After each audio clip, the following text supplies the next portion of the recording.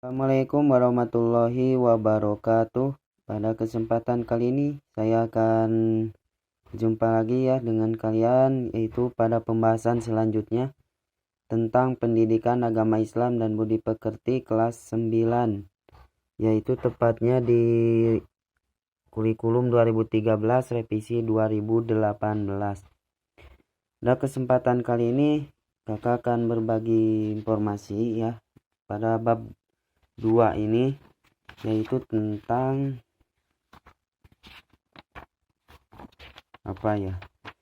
jujur dan menepati janji. Silahkan kalian buka latihannya ya, yaitu pada halaman 38. Ayo berlatih ya. Lanjut saja ke bagian A, pilihan ganda ya.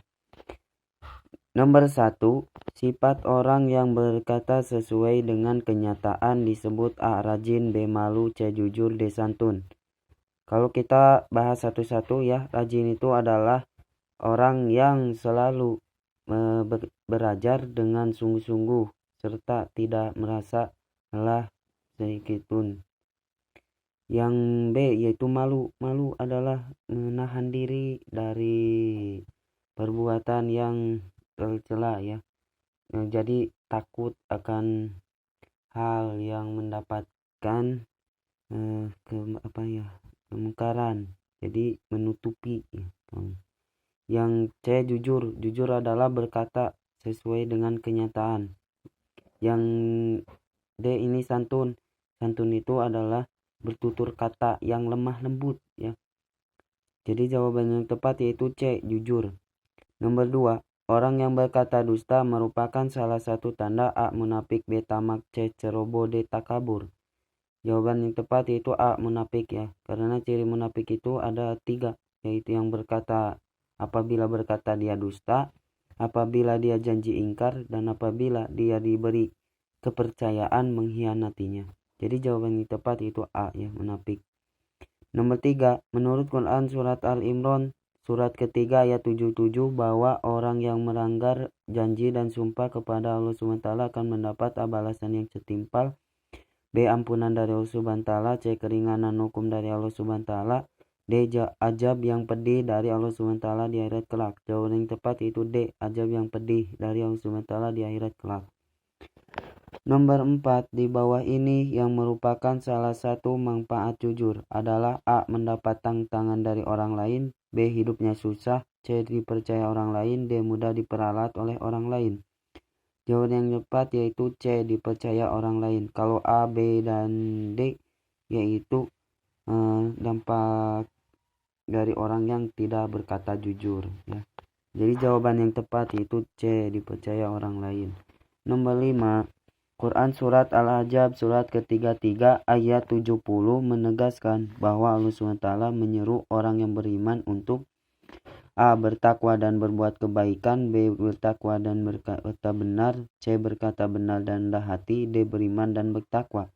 Yang tepat yaitu B, bertakwa dan berkata benar. Nomor 6, ucapan seseorang kepada orang lain yang menyatakan kesediaan dan kesanggupan untuk berbuat disebut A, motivasi, B, nasihat, C, janji, D, optimis.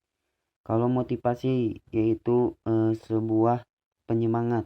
Kalau nasihat memberikan sesuatu pelajaran ya untuk tidak melakukannya lagi.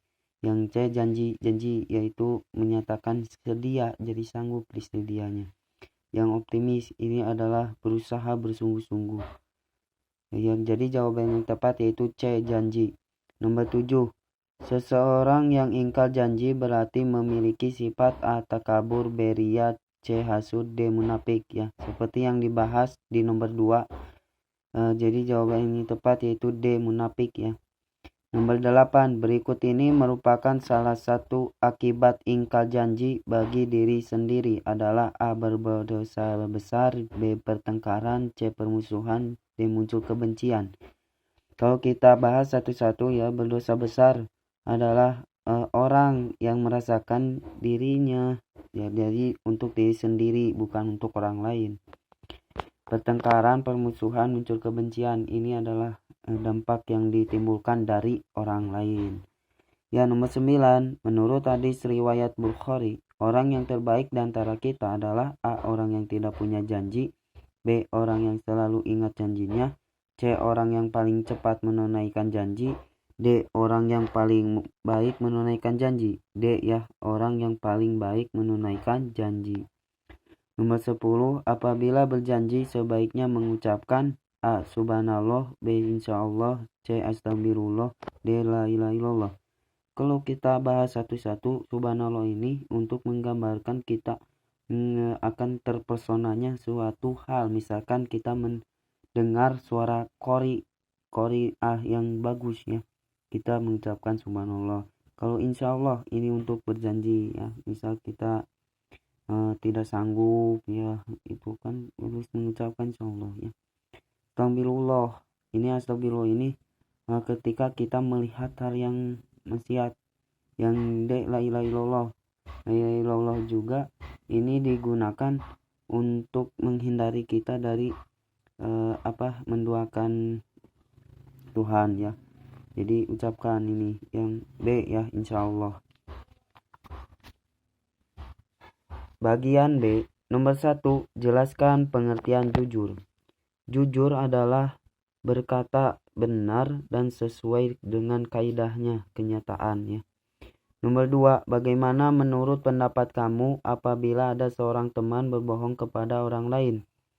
Menurut pendapat dari saya, orang yang berbohong itu harus kita nasihati dan ditegur ya.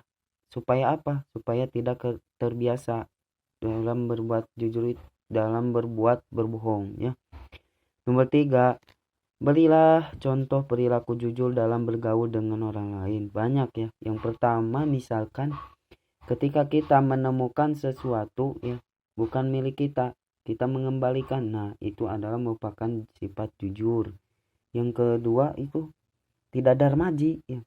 Darmaji itu apa? Ngada harima ngaku na hiji. Nah, itu ulah itu. Nukatilu mengakui kesalahan sendiri. Jika kita bersalah ya kita anggap kita salah juga ya. Yang keempat, jelaskan bahaya jika seorang mengingkari janji. Ketika kita mengingkari janji, maka akan ada berbagai kerugian, baik bagi diri kita maupun diri orang lain. Seperti apa? Ajab.